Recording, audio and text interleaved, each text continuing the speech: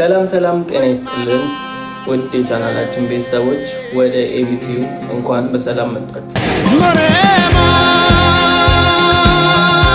ዛሬ የምንመለከተው የብዙዎችን ልብ የነካውን በኢትዮሪካ አልበም ውስጥ የተካተተውን የቴዲን ድንቅ ስራ መሪማ የተሰኘውን ሙዚቃ ነው።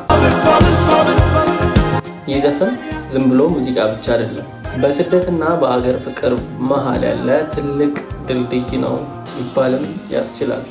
ዛሬ የዚህ ሙዚቃ ትልቅ ታሪክ፣ የሙዚቃ ቅንብሩና በዩቲዩብ ላይ ትልቅ ታሪክ ለምን ሊሰራ እንደቻለ በዝርዝር የምናየው ይሆናል።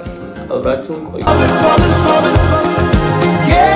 ዘፈኑ የሚያጠነጥነው በየመን ዋና ከተማ ሰንዓ ውስጥ ስለምትኖር መሪማ ስለምትባል ኢትዮጵያዊ ስደተኛ ሴት ነው። ዘፈኑ የስደትን አስከፊ ሕይወትና የሀገር ፍቅር ናፍቆትን፣ ቀይ ባህርን ተሻግረው በችግር ውስጥ ያሉ ወገኖቻችንን በግልጽ ያሳየናል።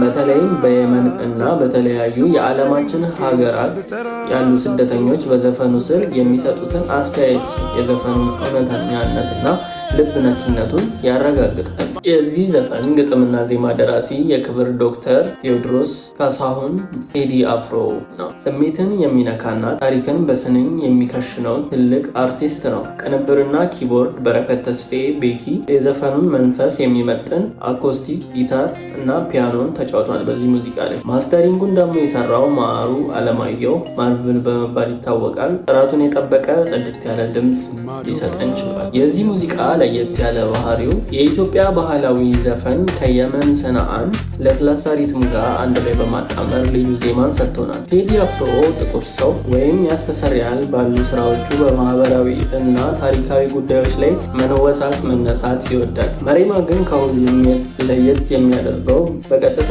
የስደተኞችን ልብና ስሜት መንካቱ ነው። በዓለም ዙሪያ ያሉ በሚሊዮኖች የሚቆጠሩ ኢትዮጵያውያን የሀገራቸውን ናፍቆት የሚያወጡበት ስራ ነው። በመሆኑ ከፍተኛ መነጋገሪያና ቪው ሊያገኝ ይችላል በዩቲዩብ ላይ። የዛሬው ትንታኔያችን ይሄንን ይመስል ነበረ። እናንተስ መሪማን ከየት ሀገር ሆናችሁ ነው የምታዳምጡት? ዘፈኑ ስትሰሙት ምን አይነት ስሜት ይሰማችኋል? ያላችሁ ስሜት ሁላችሁም በኮሜንት መስጫው ስር አስቀምጡልኝ። ቪዲዮ ላይክ እና ሰብስክራይብ በማድረግ ቤተሰብ ይሁኑ። በቀጣይ ቪዲዮ እስከምንገናኝ ሰላም ቆዩን። እናመሰግናለን።